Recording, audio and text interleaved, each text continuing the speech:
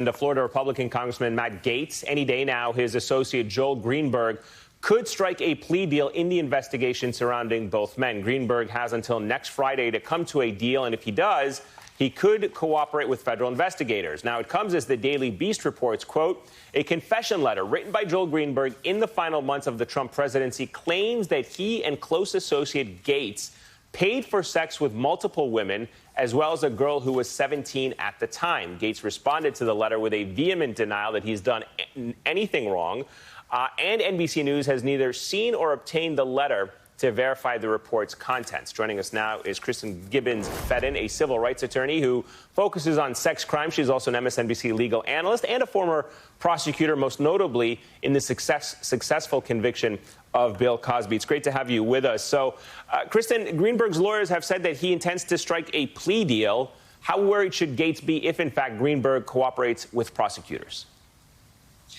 Gaetz should be very worried, because if he cooperates with prosecutors, if he gives statements or anything consistent with what the letter kind of shows, it will establish two things which are crucial elements for the prosecutor to prove certain federal sex crimes against Gaetz.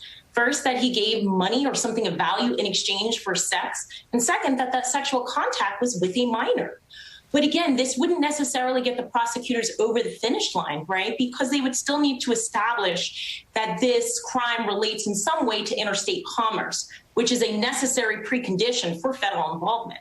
But if Gaetz arranged for this minor to cross state lines and Greenberg is able to give some testimony in accord with that, it would be a violation of Section 2423, transportation of a minor for illegal sex crimes, which again would satisfy that interstate commerce. But also under that particular section, the prosecutor would not need to prove that Gaetz knew that the young lady was a minor at the time of the sex act, which the letter, and I would presume that Greenberg's statements would be consistent with the letter, specifically deny.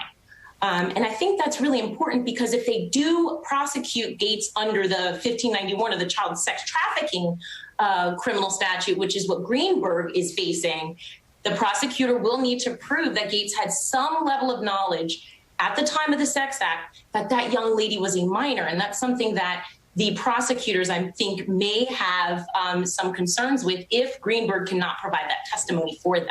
Yeah, let me dig in on that for a moment, the issue of the age here and whether it absolves Gaetz, because in the letter reported by the Daily Beast, Greenberg said that he, Gaetz, and others had sex with a minor they believed to be 19 at the time. So they believed that she was 19 at the time. You're saying that's not necessarily important for them to know what her age is if they are committing the alleged crime of trafficking her across state borders and essentially interstate commerce. So does believing the girl was an adult absolve them of any crime? So believing her to be an adult does not necessarily absolve them of any crime. Again, the prosecutors do not need to prove it under the transportation of a minor, but Eamon, they're still going to have an upward battle, because it is a viable defense that the defense can assert. It would be their burden to prove under that particular statute that Gaetz reasonably believed her to be over the age of 18. And they could do that through various sources. They could point to the letter. They could point to Greenberg's testimony. They could point to a variety of sources. And, in accord with the letter, once they found out about her age, they did stop. So it is still an upward battle, even if prosecutors are able to show that that minor crossed state lines, because it is a viable defense. But it is not necessary for charging or conviction. So let me read for you a part of the statement from Gaetz's PR firm in response to this story. Congressman Gaetz has never paid for sex, nor has he had sex with a 17-year-old adult as an adult. Politico has reported Mr. Greenberg's threats to make false accusations against others. And while the Daily Beast story contains a lot of confessions from Mr. Greenberg, it does not add anything of substance, and certainly no evidence for the wild and false claims about Representative Gaetz. In fact, the story goes some way to showing how Representative Gaetz was long out of touch with Mr. Greenberg and had no interest in involving himself in Mr. Greenberg's affair. How hard is it going to be for the government to establish all the elements for a sex trafficking charge?